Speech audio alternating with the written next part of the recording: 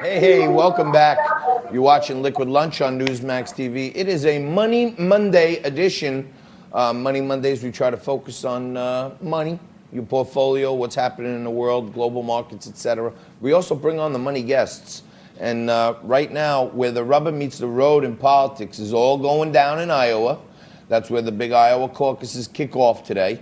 And we got one of the best guys on our team out there in Iowa, and he agreed to give us a few minutes, give us a little lay of the land on what's happening, and joining us from Des Moines, Iowa. Greetings to Moe Vela. Hey, Mo, how are you? Hey, guys, how are you? Greetings from Des Moines, Iowa. Cold as heck here. Well, it's kind of cold here, but probably not Iowa cold. So, Mo, give us a little handle on what you're doing out there and what you're hearing and what you're seeing. Yeah, listen, it's my first time to be here for the Iowa caucuses. I have to tell you, it's palpable, honestly, whether you're a Republican or Democrat or an independent. It's amazing to reach this point after so many months of television ads and radio ads and people knocking on doors. And it's like the pinnacle, right? The denouement in a piece of literature. It's amazing. It's palpable. It's exciting. It's too close to call, which makes it even more mysterious and more incredible. That's what I'm hearing. I attended 3 different rallies yesterday of 3 different candidates just to get a pulse. I've been out walking the blocks and just getting a pulse from people. I've never seen anything like it, to be honest with you. And Mo, just so folks understand, are you out there just to observe and report, or are you out there campaigning for a specific candidate? Well, actually, I'm doing both. I'm observing. As I said, I went to 3 different candidates' rallies, but I'm also certainly advocating for Joe Biden in between observations. But again, it's out of loyalty. That's my former boss, as you know. But I don't want John to accuse me of being too biased. So I'm trying to remain listen. We already know you're a double agent. You're not fooling anybody over here. Hey, listen. At least you're an honest one, and your perspective is objective, and you're a great person for us to know and have on the ground. And I would expect you would be pulling for Joe Biden. He was your boy. You were his right-hand man. But yeah, loyalty. So there's this new thing now, apparently this year, where out-of-state college kids who go to school in Iowa can vote. Is that a good thing for Bernie? Here's what I've learned about the process. Like I said, it's my first caucus, right? So out-of-state people can actually be a caucus precinct chairman, but you can only be in that role as an observer. You can't do it you can't vote, obviously.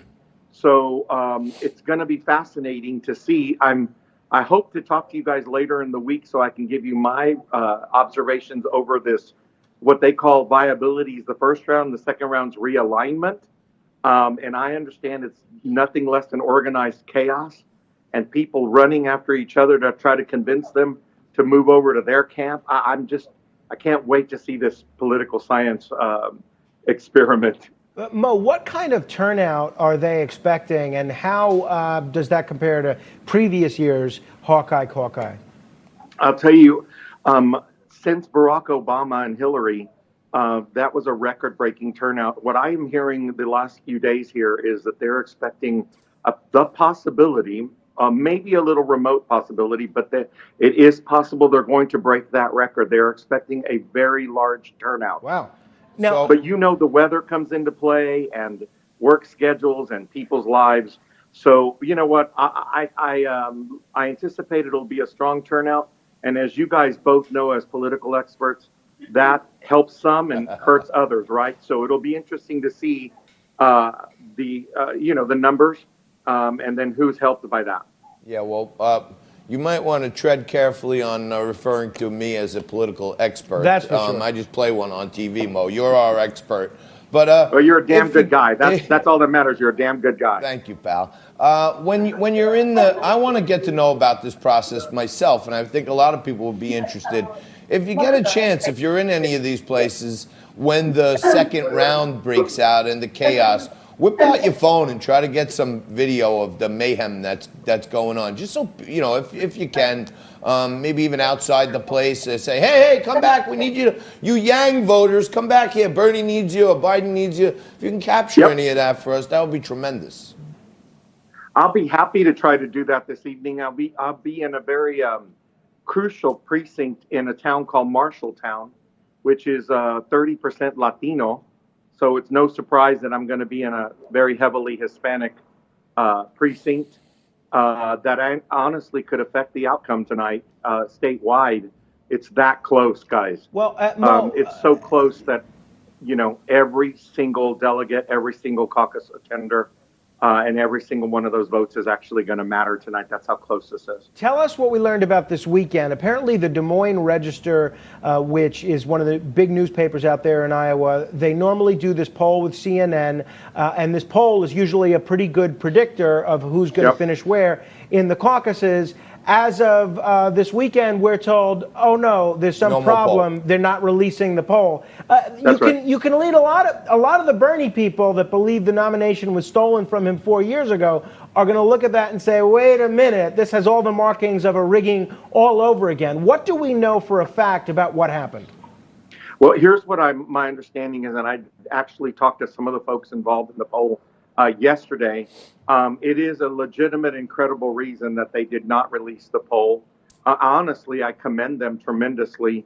I think it demonstrates tremendous integrity on their part because they could not confirm that this particular incident, which is that some folks were called and Pete Buttigieg was not mentioned as a candidate in that questioning. That's because no one wants to pronounce his name. No one's sure how to pronounce it. They couldn't teach them how to say his name. Yeah, the questioner sees the name, and that's the easy one to skip. Buttigieg. I said Buttigieg. I always get it, and Pete's a friend of mine. I haven't gotten it right in 15 years. So, hey Mo, a little lightning round in our last minute here. How reliable is Iowa as a predictor? Really, how important is this? That's a really good question. I have to be honest with you. This is not meant in any disrespect to the incredible people of Iowa. I think it is just one step in a direction of a larger, let me say it another way. It's one slice of a very large pie. And then, so as an indicator, I don't think it's going to tell us who's going to end up being the nominee. I do think it's going to tell us the pulse of the electorate. A nice indicator in the sense of maybe who's got some momentum moving out of here, but I would not call it an indicator in any way other than just a sign. That's all. Who do you think drops out after tonight? Who's the first one to go, in your opinion? Tonight, I think we're going to see Michael Bennet have to drop out after tonight. People like that, I think. You've already lost several, as you guys know. We've talked about before on your show. Amy Klobuchar. But I think you'll see like a Bennett drop out. I'm hoping Amy Klobuchar does well enough that she doesn't have to drop out, because I think she brings a lot to this debate, and I think she's a formidable candidate. But I'm very rarely promised anything, but I can tell you this: the top four won't be dropping out after tonight. All right. And finally, if Bernie wins tonight, hypothetically, that obviously changes the momentum going into New Hampshire. Does that change the strategy for the Biden team if he comes out on the short end of Iowa? I don't think so, John, honestly, because the vice president has always said this was going to be very close and very tight here in Iowa. And if Bernie and Elizabeth Warren don't do well in their neighboring state, they should really be reconsidering their candidacy. I mean that. You can't win in your media market, right, that you've been in all your life. Something probably is fundamentally wrong. So I just say we're not going to really see any patterns, in my humble opinion, until after Nevada and going into Super Tuesday. Then you guys and I are going to have a lot of fun on your show when we start dissecting all that. But I would not read too much into the next two or three primary and caucuses. All right, we're going to check back with you, Mo, a little later in the week, maybe tomorrow, maybe Wednesday, if you can do it for us. And I'm going to try to get my butt up to New Hampshire, and maybe we can run into each other there. That's Moe Vela. He's our man on the ground, giving us a Liquid Lunch report on what's happening with today's caucuses in Iowa, and what's happening on the ground right here in New York at the New York Stock Exchange means a lot to your portfolio. And the guy who looks out for that every single day joins us next. Chris Markowski's going to be, he's the watchdog on Wall Street, right after this.